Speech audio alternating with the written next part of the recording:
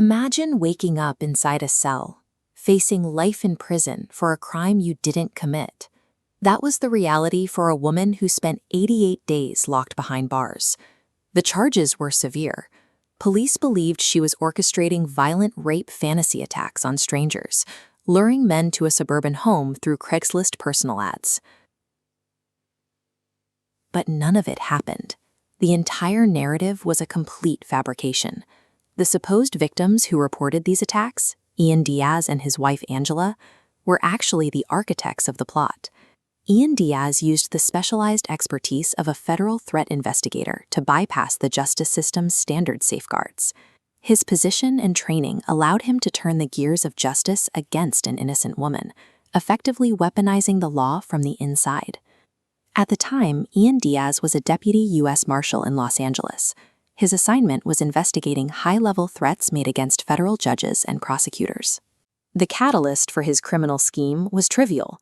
Diaz and his ex-girlfriend, Marshal Hadley, were locked in a dispute over who got to keep their jointly purchased Anaheim condo after a breakup. Diaz chose to solve a minor property dispute by applying the full weight of his federal authority to the total destruction of an innocent life. The couple began by generating a fake online stalker persona named Lilith's Truth. They used this account to send themselves threatening emails, building a paper trail of harassment that pointed directly at Hadley. Next, they used Craigslist to post fake personal ads masquerading as Hadley, soliciting strangers for extreme, non-consensual encounters. These men, believing they were showing up for a consensual interaction, were lured directly to the Diaz residence. Once the men arrived, Ian and Angela staged physical hoax sexual assaults. They framed these consensual encounters to look like violent attacks orchestrated by Hadley. By manufacturing such a massive volume of digital and physical evidence, they created an illusion of guilt so dense that local investigators couldn't immediately see through it. When Anaheim police arrived at the Diaz residence on June 13, 2016, they walked into a carefully prepared trap. Diaz leveraged his federal credentials, telling local officers that in all his years investigating threats, he had never seen a case this severe. He exploited the built-in deference that local officers give to federal agents. That manipulation bypassed standard police skepticism and led to Michelle's immediate arrest. The illusion finally began to break when digital forensic investigators stepped in and started pulling the scheme apart. Investigators targeted the precise routing data behind the threats. They analyzed VPN patterns, encrypted messaging logs, and the specific IP addresses tied to the Lilith's Truth accounts. Every single piece of digital evidence pointed away from Hadley, leading directly to the Diaz household router. Ian Diaz was an expert in physical threat assessment, but he misunderstood how permanent and traceable internet routing actually is. The exact digital web he wove to guarantee a conviction against his ex-girlfriend became the unshakable proof of his own guilt. Marshal Hadley was exonerated. Shortly after, Angela Diaz pleaded guilty to state charges in 2017 and received a 5-year prison sentence. Despite having the digital evidence early on, federal prosecutors took nearly 5 full years to formally indict Ian Diaz. The government has never publicly explained that delay, raising questions about how fiercely institutions protect their own personnel. Ian Diaz finally faced a federal jury in March 2023. His defense strategy relied on blaming his ex-wife for the entire plot, claiming he was unaware of her actions. The jury rejected his defense. He was convicted of cyberstalking and obstruction of a federal proceeding and sentenced to over 10 years in federal prison. Angela has likely completed her state sentence. Ian is now behind bars, and Marshal Hadley has her life back. A badge can successfully weaponize the legal system for a time, but digital truth operates outside of human hierarchy. To hear exactly how Marshal survived this ordeal, check out our companion video on her story. Okay, let's dive right into this explainer. Today, we're unpacking a truly shocking case, one that sounds like it was ripped straight from a Hollywood thriller, but is, unfortunately, completely real. We're looking at the story of Ian Diaz. He was a federal deputy U.S. Marshal who literally used his extensive law enforcement authority and his specialized expertise to orchestrate a staggering, unbelievably elaborate frame-up against his ex-girlfriend. It's this incredibly complex web of deception, and we are going to break it all down step by step. So start by just focusing on this number, 88. That represents 88 agonizing days. That's the exact amount of time an entirely innocent woman named Michelle Hadley spent locked in a jail cell. And during those 88 days, she was facing a potential life sentence in prison for a heinous crime that absolutely never happened. I mean, just think about the gravity of that for a second. Nearly 3 months of your life stolen, facing a lifetime behind bars, all based on a total fabrication. Now contrast those 88 days with another number, 5. 5 full years.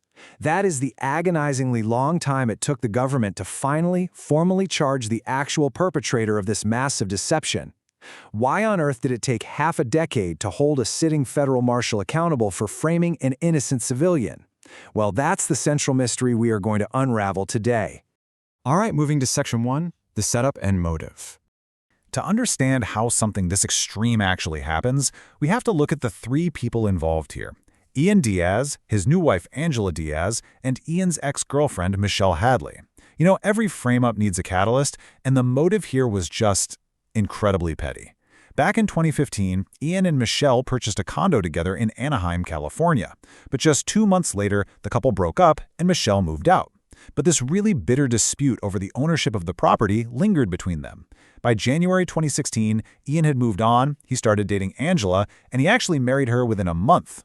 Prosecutors later revealed that everything that followed, this whole massive, malicious plot, sprang from this seemingly mundane property dispute. The goal was simple: get Michelle out of that Anaheim condo permanently. Let's get into Section 2, framing an innocent woman. And this brilliantly illustrates the actual mechanics of the scheme, which were broken down into 4 distinct, really chilling phases by Ian and Angela. First, they created multiple fake online accounts using Michelle Hadley's real name and her personal details. Second, they used those fake profiles to post and respond to Craigslist ads, actively soliciting men. Third, they staged what prosecutors would later call hoax assaults. And finally, fourth, they called the police to report it, perfectly framing Michelle as the mastermind behind the whole nightmare. Now, step 3 involved what is known as a hoax sexual assault. And I'll keep this objective, but it is highly disturbing and absolutely crucial to understand. Ian and Angela posted ads soliciting men for so-called rape fantasy encounters. Several men, who fully believed they had been invited by a real woman for a consensual role-play encounter, actually showed up at the Diaz home. Ian and Angela then staged these encounters to look like actual, non-consensual attacks orchestrated by Michelle Hadley against Angela. They literally lured strangers into their home to unknowingly participate in framing an innocent woman. And while all of that madness was happening in the physical world, they were building a massive digital paper trail to match. The Diazes simultaneously began sending themselves highly threatening emails from an anonymous account operating under the name Lilith is Truth. These messages were meticulously designed to make it look like Michelle Hadley was stalking them, harassing them, and threatening their lives. They were essentially creating this digital echo chamber of fake threats. And right here is where the abuse of power truly comes into focus. On June 13, 2016, when Anaheim police arrived at the Diaz home, Ian Diaz explicitly told local police that in his career investigating threats to federal officials, he'd never seen anything like this. He weaponized his federal credentials and his specialized expertise to manipulate the local police. And you know what? It worked. The police bought it hook, line, and sinker. That very same day, Michelle Hadley was arrested, charged with felony attempted forcible rape and stalking, and locked away. So how did it all unravel? That brings us to Section 3, the digital trail. You know, criminals always leave a footprint, and the digital forensics here are absolutely fascinating. It's a stark reminder that the internet always keeps receipts, right? Investigators finally started digging into the Lilith is Truth account and those fake Craigslist profiles. And guess what? The IP addresses traced straight back to inside the Diaz home, not to Michelle Hadley. Device logs, VPN usage patterns, encrypted messaging records, they all pointed in the exact same direction. The concrete digital evidence proved beyond a shadow of a doubt that Ian and Angela Diaz had built the entire threat against themselves from inside their own living room, and that completely exonerated Michelle Hadley. Let's skip ahead to Section 4, the federal trial. Fast forward to the federal trial in March 2023 in the Central District of California. Now, Angela Diaz was officially labeled an unindicted co-conspirator. By this time, Ian and Angela were divorced, so Ian's defense strategy was naturally to point the finger entirely at his ex-wife. He claimed he had no knowledge of her actions, that he wasn't the mastermind, but federal investigators have been building this case since 2017, and they proved that Ian didn't just know about it, he used his law enforcement training and his position to orchestrate the plot himself and make it convincing to local cops. So the crucial point is that the final verdict was overwhelming. Conspiracy to commit cyberstalking, perjury, and obstruction of a federal proceeding. On March 23, 2023, a federal jury convicted Ian Diaz on every single one of those counts.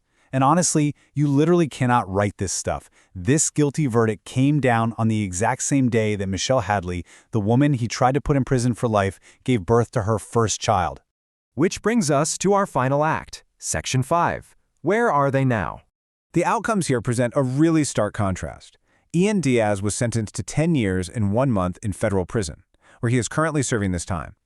Angela Diaz's case, however, moved down a completely separate track through California State Court. She pleaded guilty way back in October 2017 to state charges, including kidnapping and false imprisonment, and she got a 5-year state prison sentence. Because of how state sentencing and credit calculations work, Angela has very likely already completed her term and been released. The asymmetry is wild. The woman who helped engineer the frame-up is likely free, while the federal marshal who weaponized his badge is serving over a decade federally. Now, for Marshal Hadley, the victim who endured 88 days of absolute terror in a jail cell, there is finally some emotional resolution.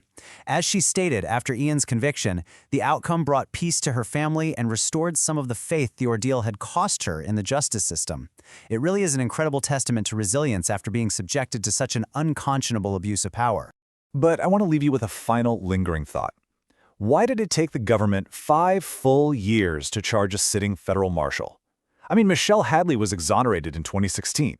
Investigators understood the digital footprint early on, yet Ian Diaz wasn't indicted until May of 2021. Law enforcement has never publicly explained this massive delay. It leaves us to ponder, what exactly are the blind spots in our justice system when the person breaking the law is the very person sworn to uphold it? It's a question that definitely lingers long after the gavel falls.